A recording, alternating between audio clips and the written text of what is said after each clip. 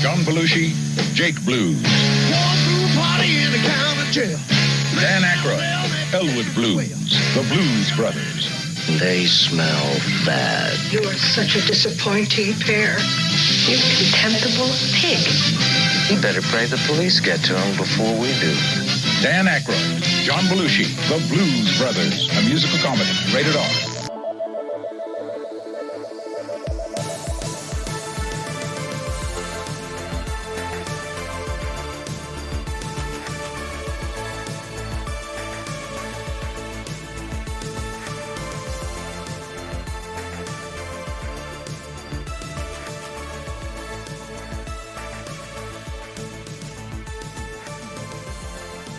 Welcome, everyone, to Cinemarcade. This is the podcast about movies, video games, and those sparks that fly when the two worlds combine.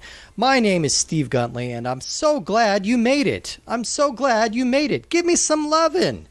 Yeah, of course, I can't do this by myself. I need you. There's only two people, but I'm pointing back and forth at them. Who are the people I am indicating? Hi, I'm Justin, and I only got pointed at once, and I feel sad. If I could make a whip crack sound, I'd make that cha-ching. That's not where it... No, that's what a whip makes. That's the sound a whip makes. I remember that in Raiders of the Lost Ark. Indiana Jones goes cha-ching. I'm J-Fan. There's that TikTok guy that does the whip songs. That's it. Cha-ching, cha-ching. That whip guy is amazing. If you guys haven't seen the whip guy, he performs at Renaissance festivals and does whip cracks to song lyrics, and it's pretty amazing. That is a niche ability, and it always makes me happy when somebody finds like a market for their really bizarre skill. I'm like, oh, you can do this with a whip? Good for you. You can speed run the Blues Brothers NES game. I hope that person is a millionaire because they really helped us out with this. Because today we are talking about the Blues Brothers. That's right. It's the beginning of another little mini-series, another little two-movie mini-series where we're going to be covering both films in the Blues Brothers series, and we're going to play the games associated with both of them. Now, you may be thinking, wait a minute, Blues Brothers, that musical comedy from the 1980s that has a video game adaptation? Why, yes, it sure does. We're going to get all the way into that. But first, let's talk about the movie The Blues Brothers, which was released June 20th, 1980. It's directed by John Landis and written by Landis and Dan Aykroyd. And it stars John Belushi, Dan Aykroyd, Cab Calloway, Kathleen Freeman, Carrie Fisher, Henry Gibson, John Candy, and the Blues Brothers Band, with appearances by James Brown, Ray Charles, Aretha Franklin, John Lee Hooker, many, many more. It's a jam-packed, wild movie. Now, this is, if my count is correct, this is my third time podcasting about the Blues Brothers. We did it recently over at patreon.com/lasertime for 80s In Depth. We talked about the Blues Brothers and then two other John Landis movies. I don't know why we went on a John Landis kick, given that the man is kind of a murderer. But What? Well, all right. Murderers may be strong. He's a manslaughterer. What? There was an incident on the set of Twilight Zone, the movie, where basically John Landis had some young actors. Is this the helicopter? And this is the helicopter crash. Vic Morrow and two young actors were killed in a helicopter crash. They were not supposed to be out filming at that time. It was messed up. I remember hearing about that, and I think we've even referenced this once before, and I just forgot. Me and names aren't great, so I was like, who is this person? What? Yeah, John Landis has his career has not really been thriving lately, and I think there's kind of a good reason for that. I think people eventually went off of him, but the Blues Brothers is kind of a jam. Like it's kind of a fun ass movie. It was a movie I've kind of gone back and forth on a lot, and I think I finally cracked it. I'm going to kind of repeat a point I made on that other podcast, but I think I finally cracked how to enjoy the Blues Brothers. We were debating whether or not this counts as an SNL movie, and I think that it counts as an SNL movie, not in the same way that Wayne's World does, where it's like based on a sketch that's on the show. I think this movie has the exact same format as an episode of Saturday Night Live. It's 2.5 hours long. It's made up of a bunch of kind of disjointed sketches that don't necessarily connect or pay off in any way. And the movie's interrupted frequently by musical performances.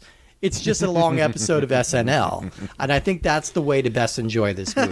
That's my. I'm gonna hang my hat on that one. It is kind of a fair point. There was a few scenes where I was like, okay, all right. That's the reaction you want. Like when the band finds out that the proceeds from the concert are going to be used to pay off the thingamahoo, they all go, what? Like incredulously, and then no one references it again. There's no like outrage, whatever. He just moves on to the next thing, and I was like, oh, okay. Yeah. No, it's very disjointed, and like I've always been really vocal against having comedies be longer than 2 hours. Like they should always be 90 minutes on the dot, and this is a very long comedy. I think this movie, so I'm sort of torn and conflicted. I don't know. We haven't started talking about how like this movie affected our lives. Please. I have a lot to say about this. Go for it. I don't know. So let's start about first before we get into it. So can I go first? Because mine's going to be short and significantly less impactful. I thought I had seen this movie when I was a kid. Not when I was a kid, but in the previous times. But in fact, I had seen Blues Brothers 2000 and not this one. So this movie impacted me not at all because I watched it 2 hours ago. Okay. All right. Well, 2 hours ago, I'm sure you enjoyed it to a certain degree. How about you, J-Man? J-Man's probably got a lot more to say about it. I grew up with this movie, both this movie and Blues Brothers 2000, and introduced me to blues music. And I don't mean, so it's really interesting. The soundtrack behind the soundtrack is better than the soundtrack. So like the interstitial music in between the things are so good. You've got Sam Cooke, you've got so many great blues classics that are just riveting and unbelievable, and then you got a really solid like blues soundtrack with the likes of like it's swing, not blues, but Cab Calloway's Minnie the Moocher. Like, oh my god, like I was in it and I still remembered every single lyric from every single song. I got these CDs, and again, I'm old enough where I had to have CDs. We did not have the Spotify when I was a child, and so like I played them so much that I wore them out, which was hard with a CD. Yeah. And it's just like I really love this movie. And it had such nostalgic feelings for me. Like the first time, like hearing "Boom Boom" by John Lee Hooker. Oh my god! Like it's mind blowing for the first time, and to see him perform. But it's just such it's such a fun ride. But at the same time, like I think a musical or a comedy, generally speaking, should be around 90 minutes. Yes. All right. So you're with me on that one. This is, if they cut throw all another of 60.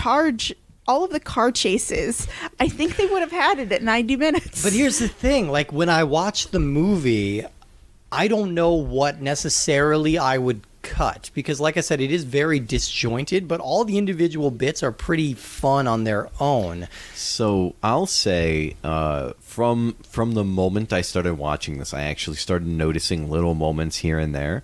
And it's honestly a lot of the interstitial moments is like, it'll be just like some music in the background and then we'll get to people and then they'll have to explain something in the back. Like at the very beginning when they're walking, the guards are walking to the cell to let Jake out.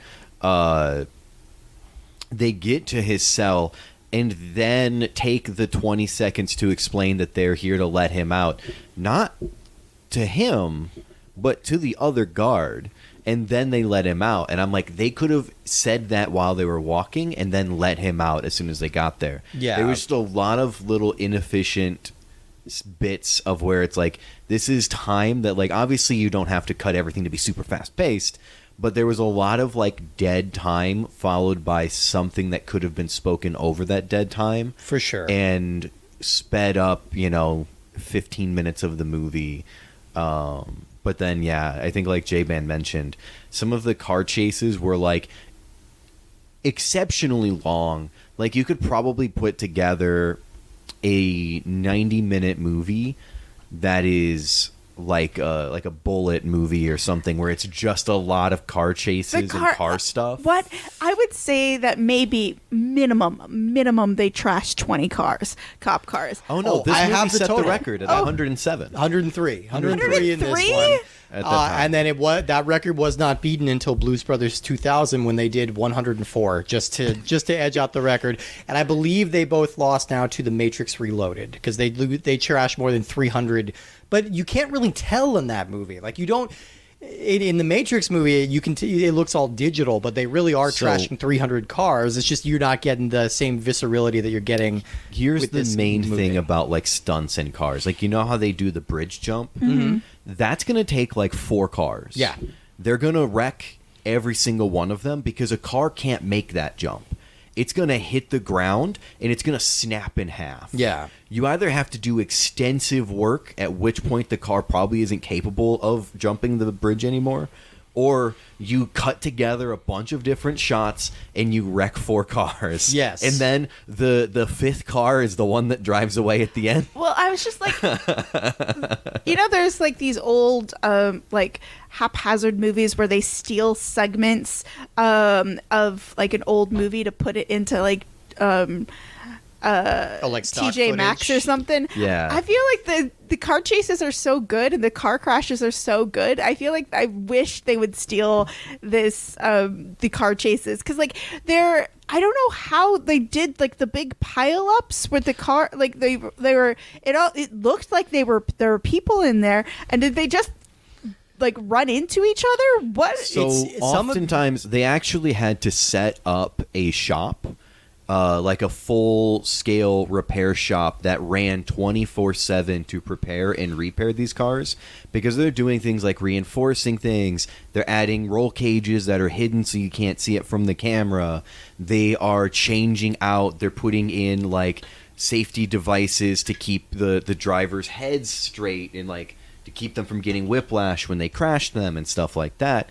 And so then a lot of, especially back then, a lot of those cars did genuinely have people in them, but they were modified cars specifically. They took a normal car, did some work on it so it would protect the driver in the crash. And it still wasn't, great.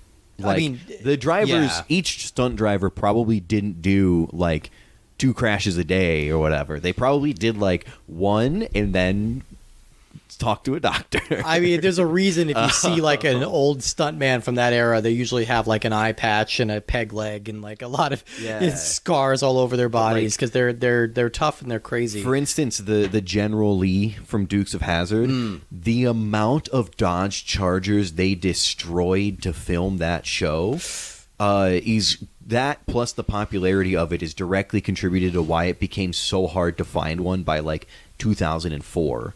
When the car was like 22 years old, because they wrecked like 400 of them or something. Oh, damn. To do all of the stunts throughout the history of that show. And at the time, it was a cheap car. Yeah. So they just went out and bought a bunch of them. I think the police cars, I was actually reading up on this because I was curious.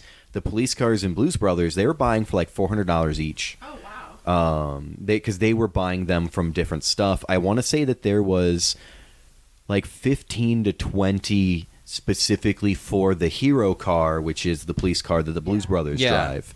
And then all of the rest of them, they were just buying them cheap at auction, stuff like that. They probably had procurement specialists that just like they went to police auctions all over and bought a bunch of them, brought them all to one place, and they painted them all up to look exactly the same so they could crash them indiscriminately and not have to worry about like, oh, this one had, this logo on it, or this one's car number 400. It's like, no, we paint over that. There's no car numbers.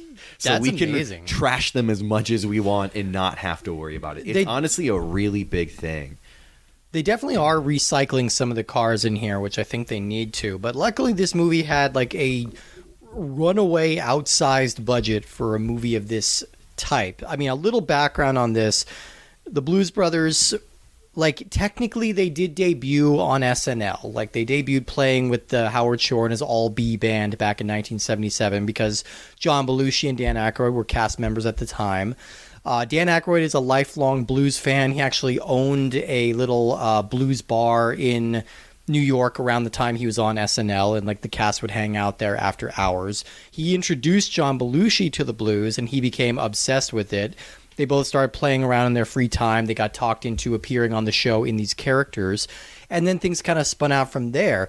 They recorded an album while they were opening for Steve Martin doing his stand-up bit. And that album, it's called Briefcase Full of Blues. It went double platinum. It sold like 2 million copies and had like 3 hits on the top 10, something like that. It went number 1 on Billboard. Like, it was a wildly huge, successful album. I saw a album. thing, I think it was for Dan Aykroyd, that at one point, because of the Blues Brothers, he had like the number 1 rated TV show, the number 1 rated movie, and the number 1 rated song at the same time. This is Belushi. Belushi had this because this same year Belushi was in Animal House, which was a massive, massive hit. And so based on the strength of that and the fact that it's like, all right, clearly John Belushi is going to be a huge star, they were able to get this movie greenlit. Like, the story of the Blues Brothers was actually explained in the liner notes of that album.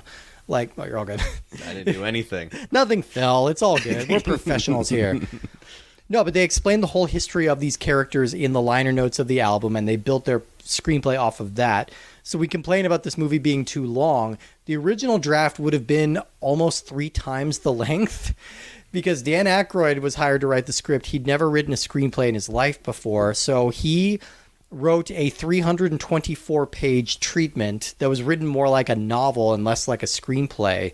And then John Landis, when he was hired as director, had to edit that down into like a workable movie and kind of repackage it as a screenplay. But from what I saw, to Aykroyd's credit, he at least tried to get some people to help him with it, but each one just like happened to fall through, and he's like, fuck it.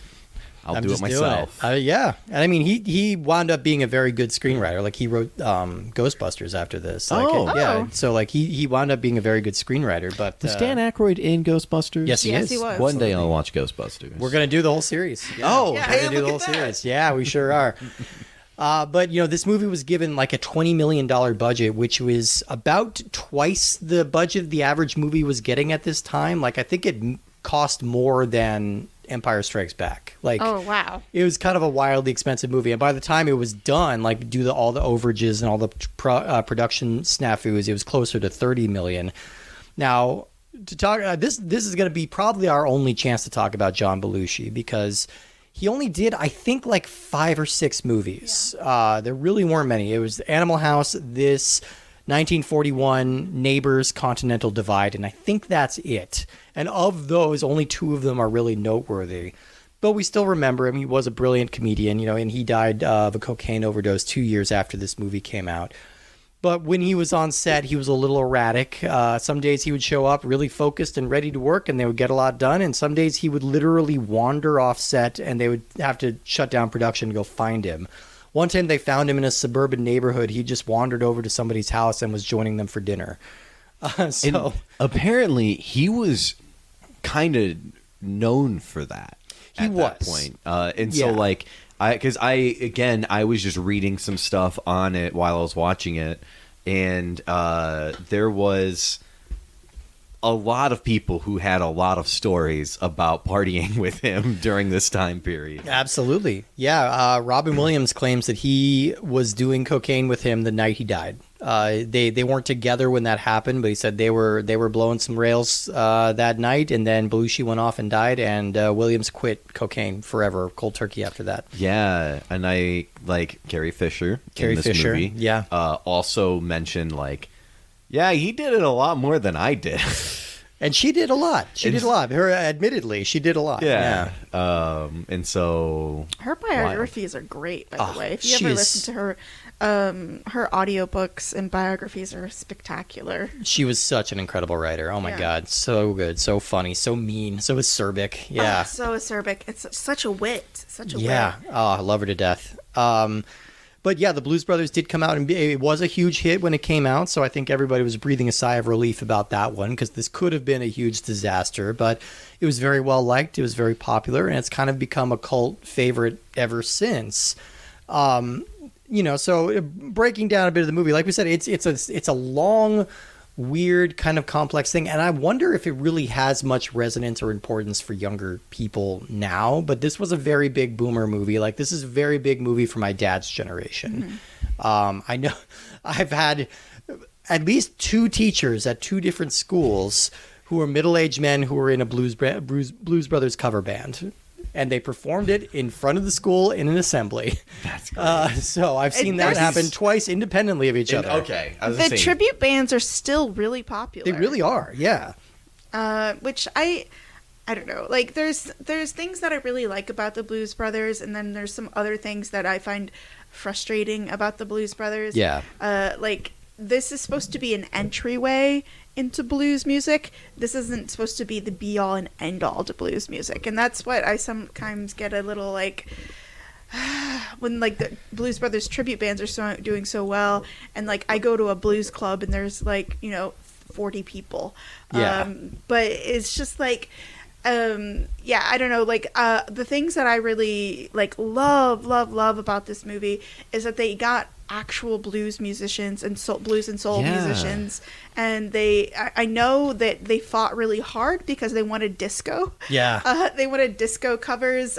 Cab Calloway offered to do a disco cover of Minnie the Moocher for it, and like luckily they landed on the old-fashioned swing version, which is it's a work of art. My favorite scene in the movie. That's my favorite scene. 100%. Yeah.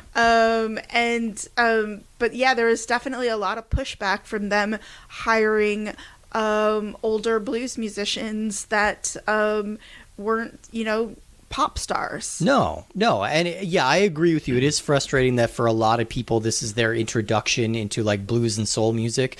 And honestly, not a whole lot of blues in this movie. Mm-hmm. It's mostly soul music or gospel music or things like that. It's mostly much more high energy, and it's not really bluesy.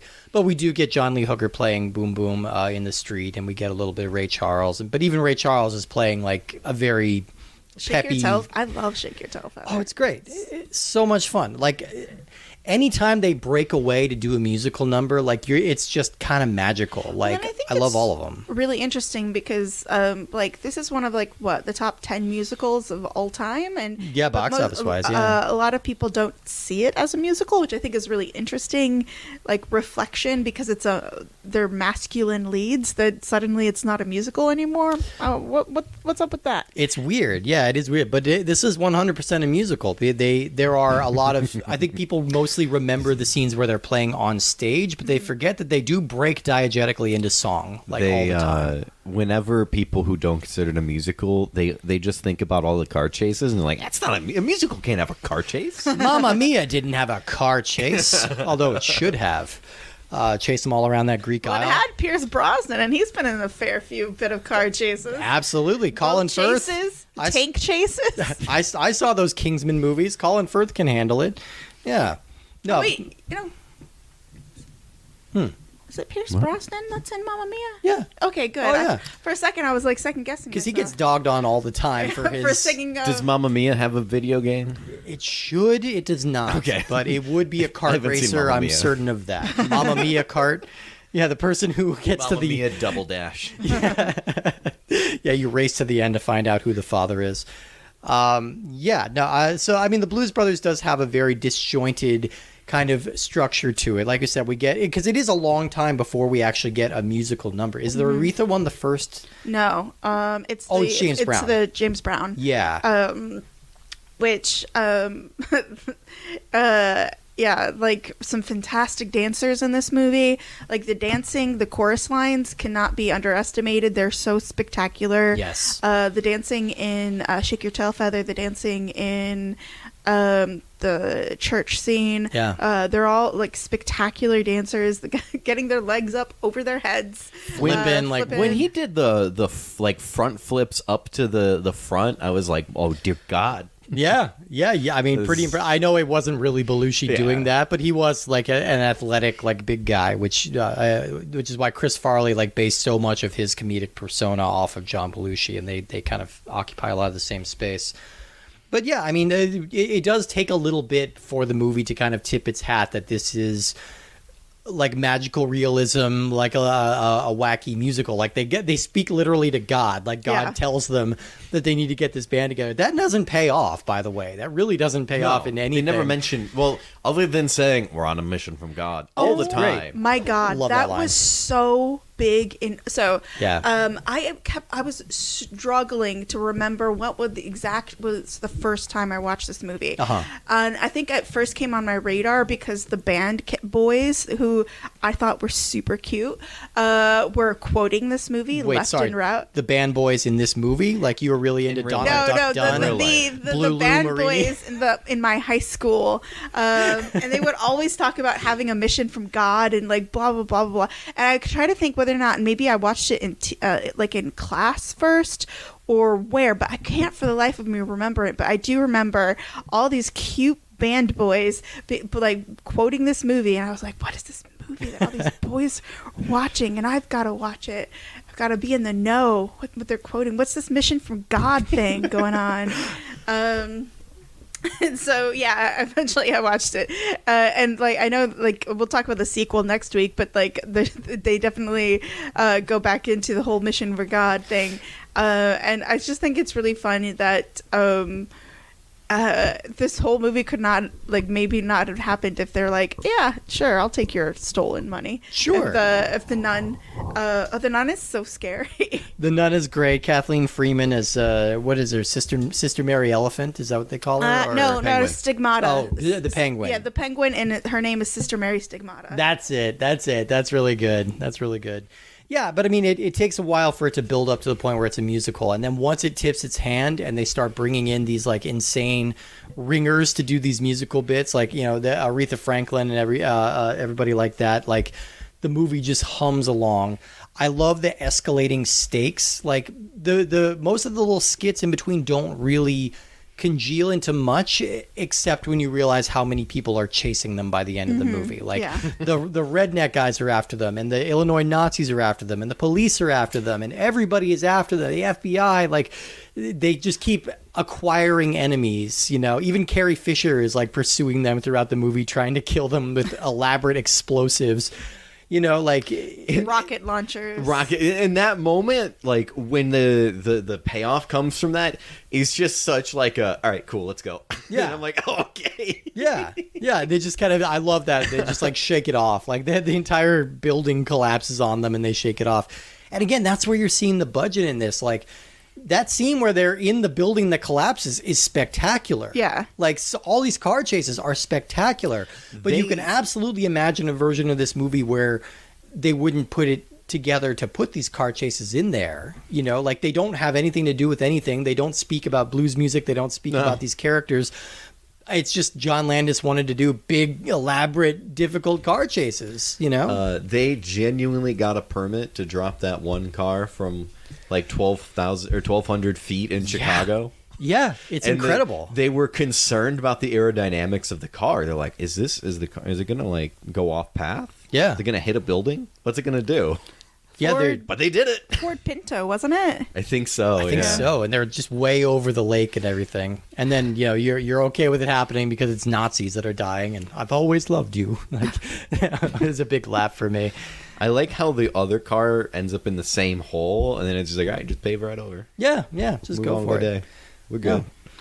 It was so interesting that there was such complaints about paying for the blues and soul talent in this when they spent so much fucking money on the car chases and the buildings exploding, and like it was so much money. But yeah, like it was really interesting. But I think that this definitely introduced newer generations to a lot of people. Some people were obviously already super famous, like Aretha Franklin. She's, Queen of Soul. Oh yeah. But it's just such a it's so joyful. Like, and it's really interesting because I think maybe one of the reasons why people don't think of this as a musical is there's no big opening number. There's that long, drawn out walk to parole. Yes. Where he has a used condom in his you gotta love Yoda picking up an old dried up condom with a pen and going, one soiled. He sounds more like Grover in his normal speaking voice, but yeah. That's a trademark of John Landis. He likes to put a lot of director cameos in there. So that was Frank Oz, and then the patent clerk at the end of the movie was Steven Spielberg. I thought it was Steven Spielberg, and it drove me crazy because I pushed pause on my Amazon Prime and it didn't say anything, and I'm like, I know that's Steven Spielberg. Oh, like the I am not Insights thing crazy. or whatever. It didn't come up- yeah. Yeah, no, that was definitely him. Yeah, that's just the thing he loves to do.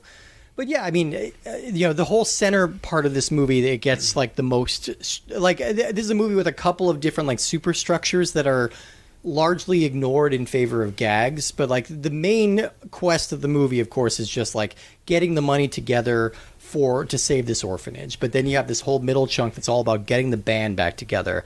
That's my favorite bit. I love that they give a little bit of screen time to all of these band members because, like you said, these are some real ass musicians. Some of them were like house musicians for SNL, like I think the horn section. But then you have like some of the bass player for Booker T and the MGs. You get the drummer for Isaac Hayes. I really feel that this is what makes the Blues Brothers, I think, such a big draw during the late 70s and early 80s is they have a fatter sound than with the horn section. Yeah. And they have a full-sized band, which most blues groups can't afford. Right. And just don't necessarily want to do because that's not necessarily the sound they're going for. But I'm a sucker for a horn section.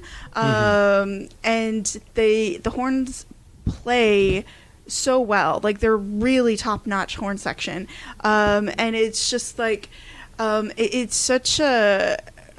so much fun that they're going out and they're I don't know, it was a really weird, I couldn't determine whether or not I liked the section where they were like pressuring the maitre d' guy back into he's like, this guy he's gone on and like they've all moved on with their lives. But they're just like, they're pressuring all the people into it, and they're just like, no, I don't want to. I know I don't want to. And they're like, come on, it's the Blues Brothers. And kind of once they get absorbed back into the band, they no longer are characters, really. Like, like that's a good example. Like that's Mr. Fabulous, their trumpet player who's working as a maitre d' now, and they just basically come in and sabotage his job, and then he joins the band, and we don't really hear anything more from him except when he's playing the trumpet. Like they just kind of get sucked up into this life and then don't become characters anymore. So that whole middle chunk, ultimately, you could have done that in one just little shot of like, hey, there's the band, let's get them back together. Like, montage. Could have been a montage, could have been something else. But again, it's like, you ask me to make cuts and I don't really know what I want to cut because I like all those bits. I like it. Those are all individually funny, I thought my favorite bit, I don't know if it's my favorite bit, but a bit that I love from the movie is I love when they're playing Rawhide and Stand By Your Man, and they're even throwing more glass bottles than when they were bombing at that thing. It was just like so many glass bottles being thrown at them in sorrow and success, and like it was just so fucking funny. And that was their version of applause. Like if they really liked the song, they did. But again, that also supports my point that not much of the music in this movie is blues, because you even have a whole extended country music segment in the middle of the movie. But I love that those extra touches with everything. There's just such an emphasis on chaos and destruction in every part of this movie. There was the one section where they're getting to the hotel for the final thing, and they're like, let's sabotage all these cars. And you never see anything about any of that. Well, you see them try to leave, and all the cars are smacking into each other. And they do super glue the rednecks gas pedal. Good old boy. Good old boy. Excuse me, Charles Napier, who I love. But I mean, that final concert Rambo, is, wasn't he? Was he in Rambo? I think he was in Rambo. No, I think you're thinking of Richard Crenna. Maybe. Charles Napier was in a lot of like Jonathan Demme movies. Yeah. He gets his face ripped off by Hannibal Lecter. Yeah. That's a like mark of honor right there. Yeah. Yeah, but I think the concert scene where they're finally like playing for everybody, and you really get to see the Blues Brothers finally play and do their thing. The fact that they took so long to actually get to them performing, really paid off. You get to see like why they're a big deal. And I have to say, like, we talk about this as being Belushi's movie because he only did 2 films. You know, he didn't really get a chance to shine. Dan Aykroyd is like the star of this movie for me. Like 100%. He's doing everything. He's dancing, he's singing, he's got this incredible range to his voice. He's very funny, he's doing all the driving. Like, I think Dan Aykroyd, Elwood is the standout character for me, and I think that's the best performance in the movie.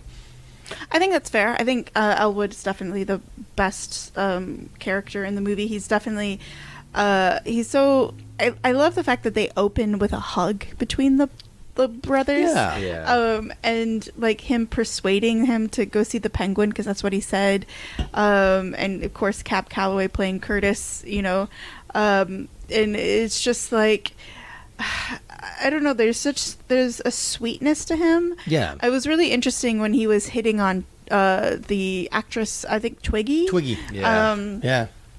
because it was just so it was just like, that's a fine line between being like smooth and being creepy. And he somehow towed it.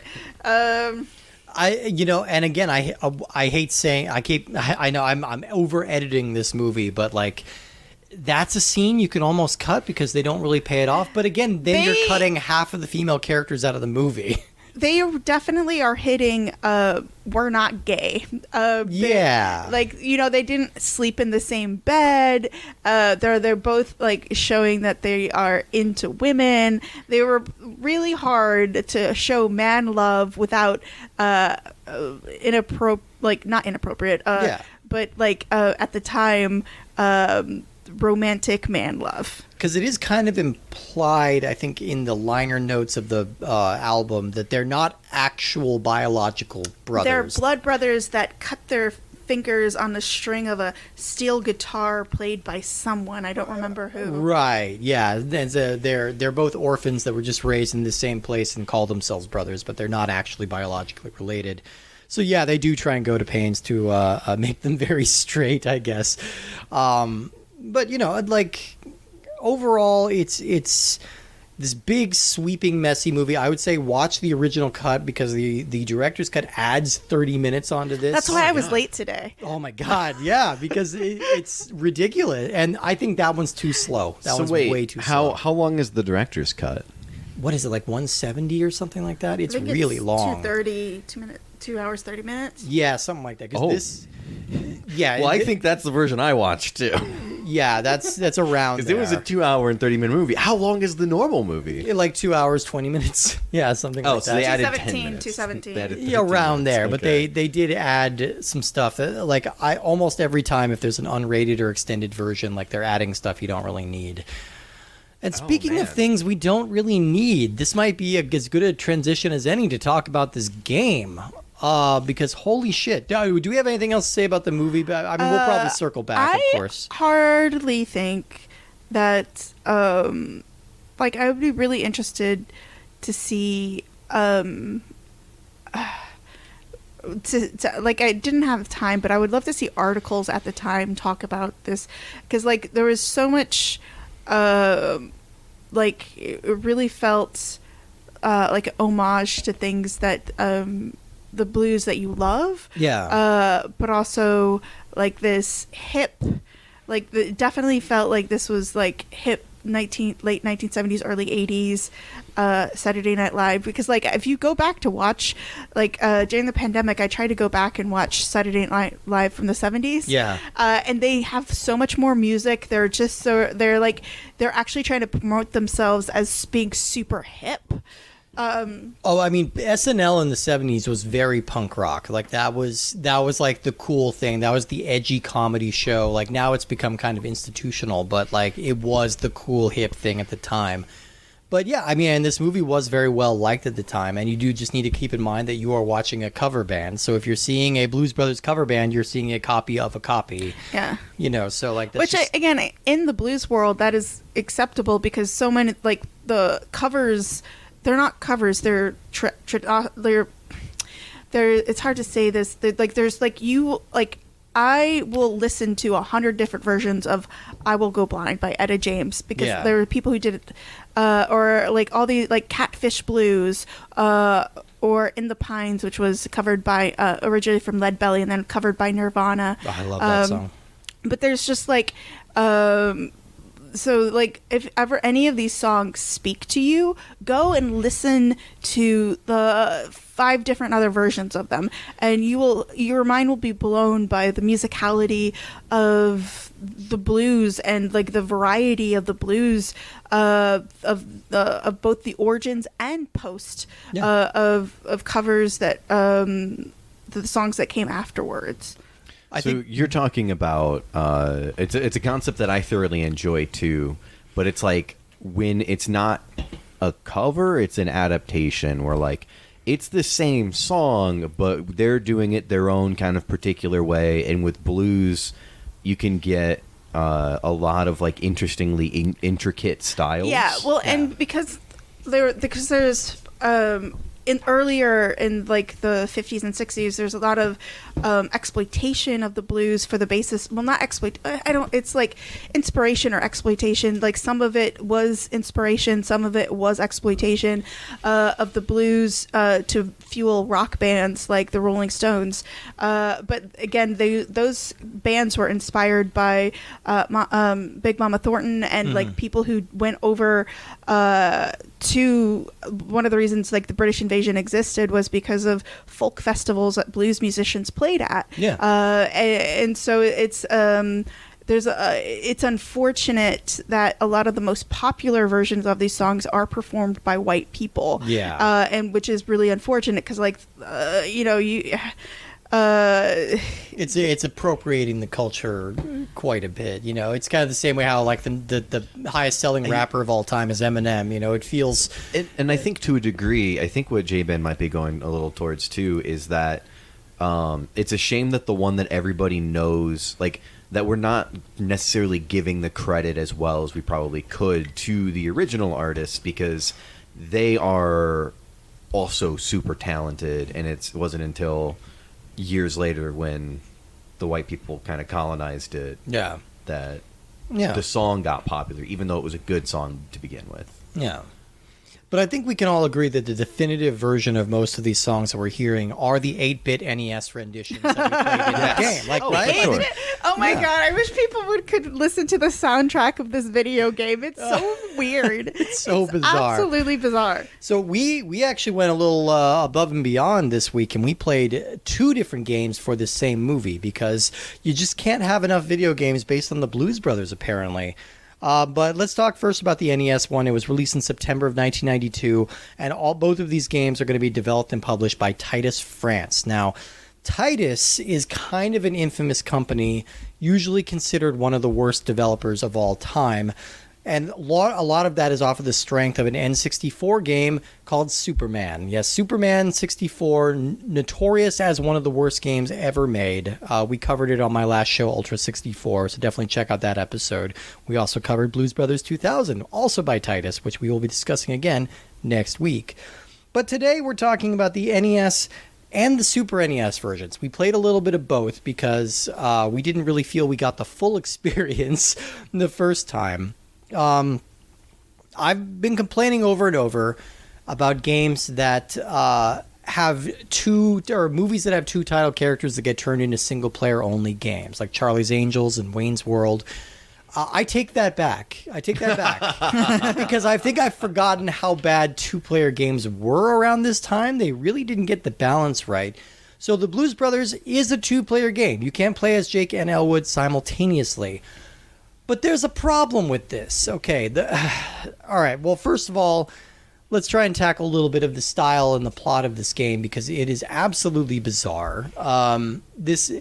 This whole thing is styled to look kind of like a Saturday morning cartoon that, to my knowledge, never existed. So these are kind of loosely adapted animated versions of Jake and Elwood Blues. It's a side-scrolling platformer, so you're hopping and bopping your way through this entire level. Except there's no bopping. You're doing a lot of hopping. It's an anti-violence movie. Like, it's completely it's really funny you that say it's that, but you definitely get shot by a cop. yeah, but like the movie, Jake and Elwood do not fire a single shot. They don't pick up a gun. Yeah. There's no swords. There's nothing. That at least is honoring the They only source get shot material. at. Yeah. And eggs thrown at them. Yes. Wait. Yeah, they get eggs pooped out. That didn't them, happen in the movie, but it happens in the game. Like right from the get-go, the first level is a department store in Chicago, allegedly, that you're supposed to be making your way through. They say it's a department store.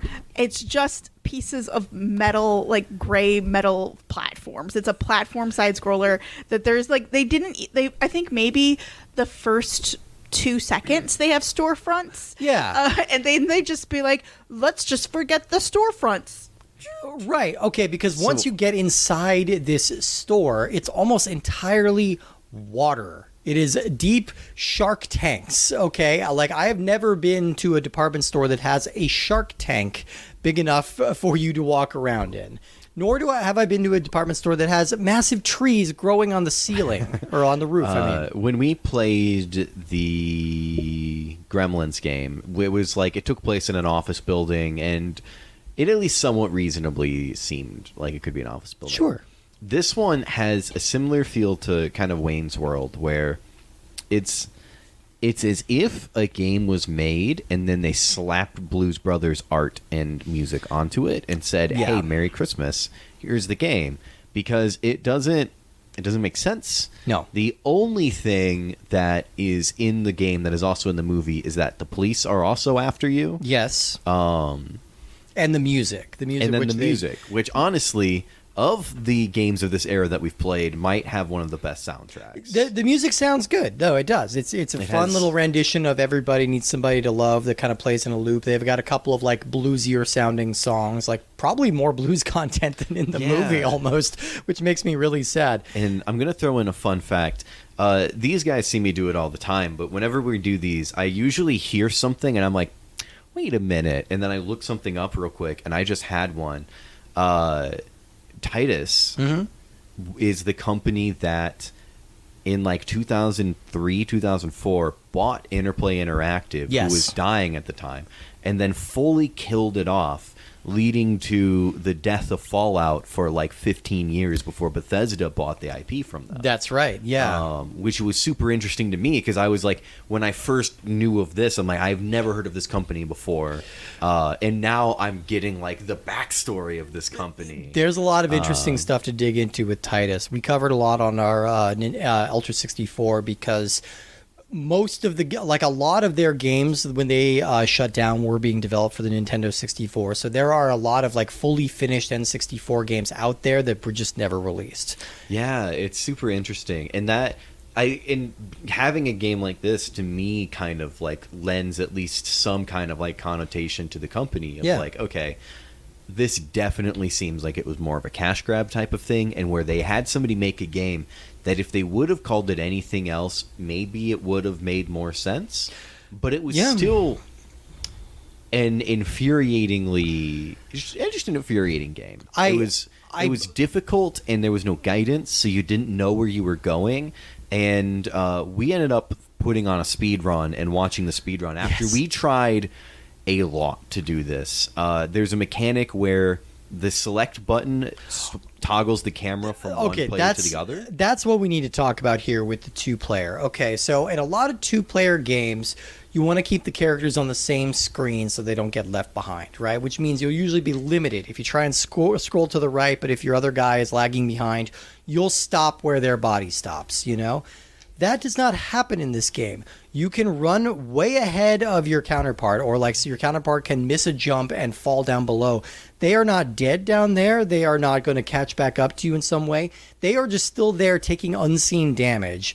Yeah, like you said, if you press the select button, you can shift the focus over to the other person, but you need to do it for the other person. Like if you're being Jake, you need to press the select button to send it over to Elwood. Yeah, unlike many games that are similar to this, Mario, all that stuff, in two-player, usually the camera does its best to keep both players on screen. Yeah. This one does not. It follows just one person, and that's it. Yeah. And so passing it back and forth becomes incredibly necessary, especially because a lot of the things are just weird, and there's not a lot of safe spots, because there'll be certain areas where, like, this weird green spike ball is just following you. Which is, of course, a staple in Chicago department stores. Yeah. Of course. Yeah. I mean, I've been to spike balls, Chicago. yeah. Yeah. I've seen them all the time. They also have things like, if you fall into a certain shark tank, you can land on the back of a shark that's wearing goggles. Now, and instead of taking damage, the animation shifts and you are riding on this thing, which just sounds fun, right? That's like Donkey Kong Country. You can ride on a little swordfish and like use its little needle nose to attack enemies. Except that doesn't happen here. You just move back and forth until you jump off of the shark and then the shark dies. I did note... Oh, go ahead. Yeah, later on, you can ride hounds, and you can ride hounds across spikes. So Yes. that's useful, but the shark mechanism is real pointless. And I did notice that it seems as though when you're riding the hound, or if you're riding the shark, you can kill things if you run into it. However, you can only go left and right. The second you press a button, no matter what it is, or at least the second you press the jump button, which is the only button that really does anything, it kills the shark, and then you just jump. And so all of the sharks that we encountered and that we saw throughout the entire playthrough of the game were in pits that nothing else was in. Yes. So it was a and that's- useless mechanic for them. That's the aggravating thing, because you could look at games of this era and just say, like, okay, whatever, it's just a bunch of random platformer shit. But, like, Mario has an internal logic. There's something in that world that makes sense. It's cohesive, like, and it brings you in a way that makes sense. This game has no internal logic. And it at was all. definitely heavily influenced by Mario. Very Heavily. much. Very, Even to very. the point where they have transportation pipes and Yes. Well, okay, you say they have transportation pipes, but they have one. well, that means they have a transportation pipe. They do have it. They have but more than one. Lending to the inconsistency of this game, they have the typical Mario transportation pipe where you jump in it and you end out at the other side as if it was like a teleport pipe. Yeah. And then you have ones that just take you through squiggly lines. Those aren't pipes. Those are water slides. Which are Yeah. basically And so exactly. I like how you were like, yes, Jennifer, you're right. There's Yes, water slides. definitely correct. I'm on board with this, yes. And so it's just like this super weird thing where, like you said, there's no like rhyme and reason to the game. There's no consistency. You, in the first level, you're trying to scale this department store. Yeah. And you end up outside on the roof climbing a tree, and then you jump across some clouds, and then you just jump off at a certain point, and hey, you landed on the square that starts the next level. It's like you couldn't see anything. To be Why clear, couldn't they just put a gate there, like a little door? To be clear, yeah, we're gleaning all of this from the walkthrough because we never got that far because the game the layout of this game wants you to make some crazy leaps that are really unintuitive. Yeah, it's the guy was making jumps out of sight and landing on things that were where he was supposed to go, or where they were supposed to go, and it was crazy the amount of times throughout this play where the only way that you would actually know where to go is if you already knew where to go. Yeah. Like, I think that they were extending out, because I think this game, the playthrough that we watched was 15 minutes. Yeah. And they were kind of speed running it, obviously. But they weren't doing it very efficiently. This wasn't like the record for the game or anything. But it definitely feels like they were trying to make the game longer by just making you have to try every option. Yeah. Until you found the one blind jump that landed you on the right thing. Yeah. So you could blindly jump off of that one to the next right thing. I have to say that, listeners, as you know, I'm jump challenged. But Steve and Justin are not jump challenged. And A little bit. No. I've seen you guys jump many times. Like, many a video game that we have played involves jumping, as a lot of video games do. But the fact that you two couldn't get past this jump that was within the first 5 minutes, was real. I don't know, it's feeded the secret petty self inside me. It's not that secret. We know. We've met Petty J-Ban. And that was the thing. At one point, J-Ban goes, because we basically gave up on doing 2-player at one point because we realized that this is just insanely too complicated for a game that's already difficult. Oh, and so we were ripping our hair out like trying to go back Yeah. and forth because if one of us misses the jump, then we need to wait for the other one to come back. But in the meantime, we're vulnerable to spikes because we're Yes. off screen, still alive. and there wasn't there wasn't many safe spots.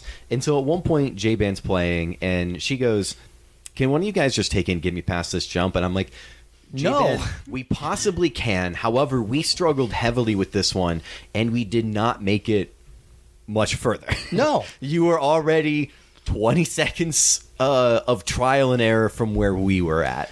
But luckily, we didn't get far. Luckily, we were able to queue up the Super NES version of this game as well, which is an entirely different beast and extremely inscrutable in its own way. No blues in the soundtrack. It's kind of like it sounds like D-Light or like early '90s house music or something. This is it's another game that feels like they made a game and then slapped Blues Brothers art and stuff on it, except all that they slapped on this game was they changed the attack into throwing records. Yes. And then they put the sprites of the characters to be the Blues Brothers, because unlike in the first one where where multiple things at least seem to be relevant to it, you were in Chicago, you were doing things, we're in like a fantasy Mario land with just the Blues Brothers. We fight robot trucks and jump on bouncy mushrooms. Like we get attacked by big sense. fly bird things, and then there's big like bear traps. And occasionally you'll eat a cake and it'll make you like rip your shirt off and you're super buff for a few seconds, but You're super buff until you get hit the next time. yes, yeah. It's wild. So it's kind of just like an extra hit point, but like in the meantime you get to see like super jacked John Belushi walking around. It's legitimately like a generic Mario game. It is completely insane. And again, this is a game that has such massive leaps in logic. Now, I will say they fixed the 2-player problem to a slight degree, whereas like you can't lose the other one way off the screen. Like if somebody falls off the screen, they die, and like you don't need to worry about going back and retrieving them. You also have a mechanic where you can pick up the other brother and like throw them a little bit for an extra bounce. But that doesn't come into play very often. Because as we were talking about, the game is designed to be beatable with one player. Yeah. Which means that all of that stuff just means that you can get one of the players ahead, and the other person still has to go do it the intended way anyway. Yeah. And that intended way is almost always off screen. So you just play this game one player. Yeah, basically. Just don't play it 2-player. How long was it taking us to figure out how to get up the level? The mysterious mushrooms in trees. Yes, It took us forever to figure that out, and then after we figured that out, we took so much time, like, being mildly careful, and, like, trying to keep the two of us together, and then dying because it was such a pain. The natural logic of games like this is you start on the left, you work your way right. The right is the end of the level. We did that. We made it all the way to the right. We got our super beefcake cupcake, and we got our invincibility jukebox, and we fought all the bear traps. Everything you expect in a Blues Brothers game.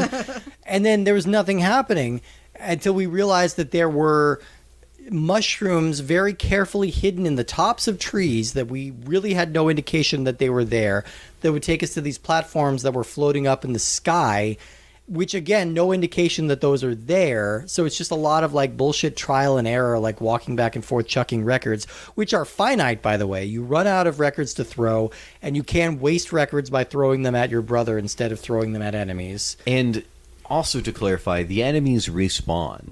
They do. And so the fact that you have a finite amount of records is infuriating. Yeah. Because that means you have a limited number of attempts before you just have to dodge real good. Yeah. And after a while, like there are infinite lives in this game. So after a while, I just felt like I was going insane, where I'm just like in this horrible Sisyphean loop where we're constantly pushing the boulder up the hill and then it just gets snatched away from us. We push the boulder up the hill and then find out that there's another hill at the top of that hill. We have to push it the other way. And there's mushrooms hidden in that hill and we can't see them.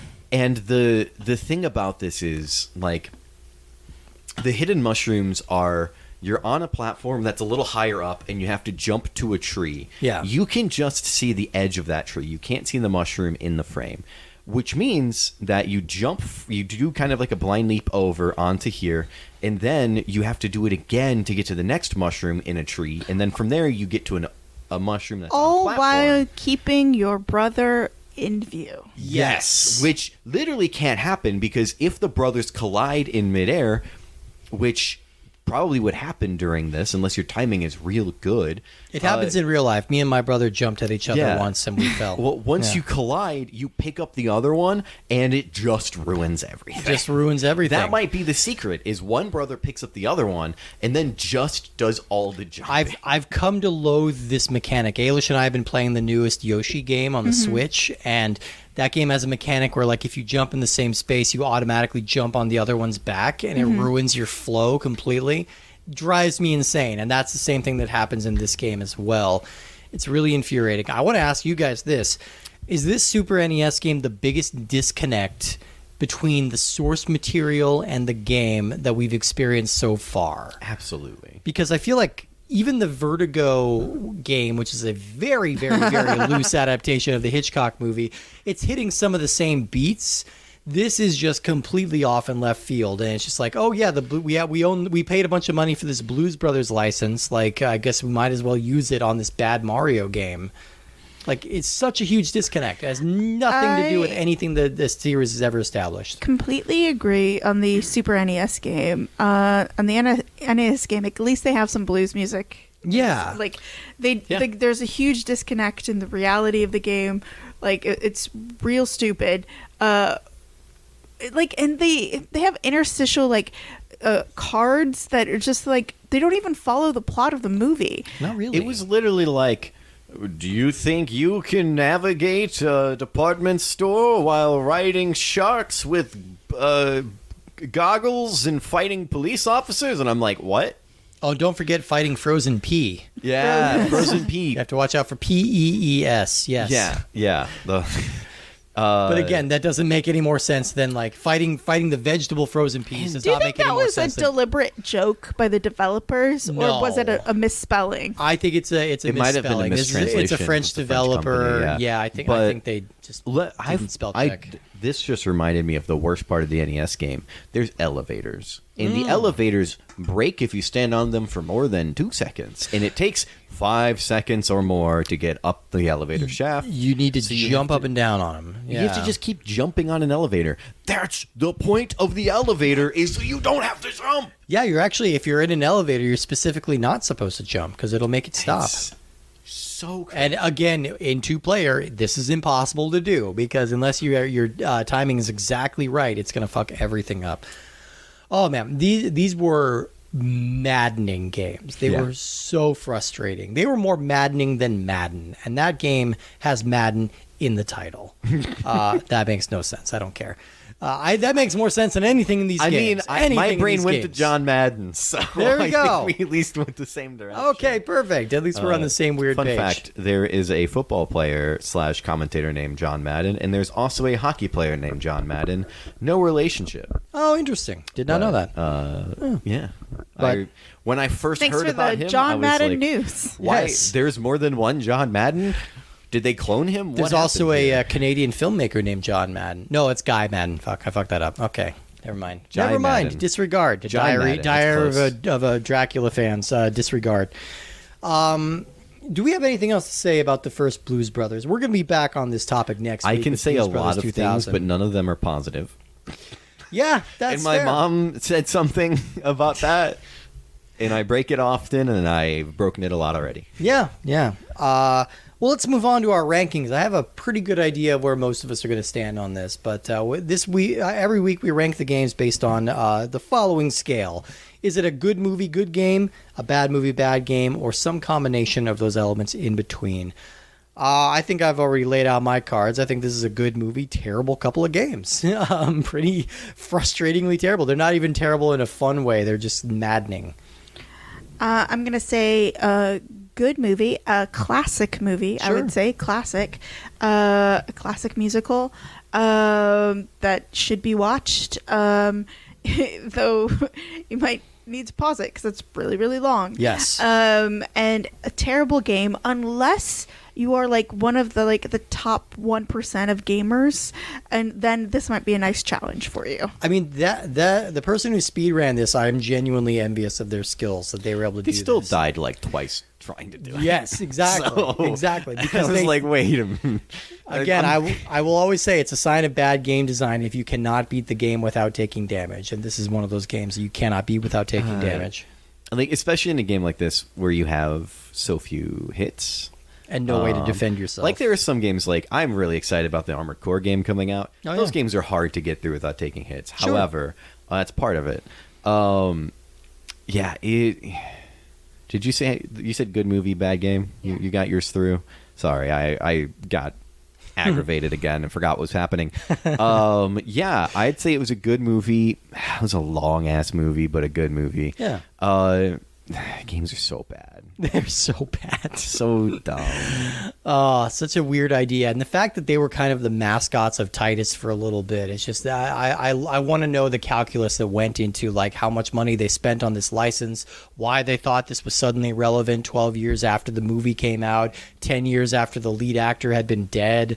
Like, I'm really curious about the calculus that went into that. But that's a story for another time, perhaps next week, because next week we are continuing and closing out our miniseries by talking about Blues Brothers 2000, the long-delayed sequel to the film, and the N64 game that came along with it. Now, once again, I've covered this on my other show, Ultra 64, but I'm excited to go back and play this again with fresh eyes and to watch the movie alongside this time. So be sure to tune in for that next week. You can find us at cinemarcade@gmail.com or at Cinemarcade Podcast on Instagram, and you can find us there. Send us a letter, send us a note, send us a comment.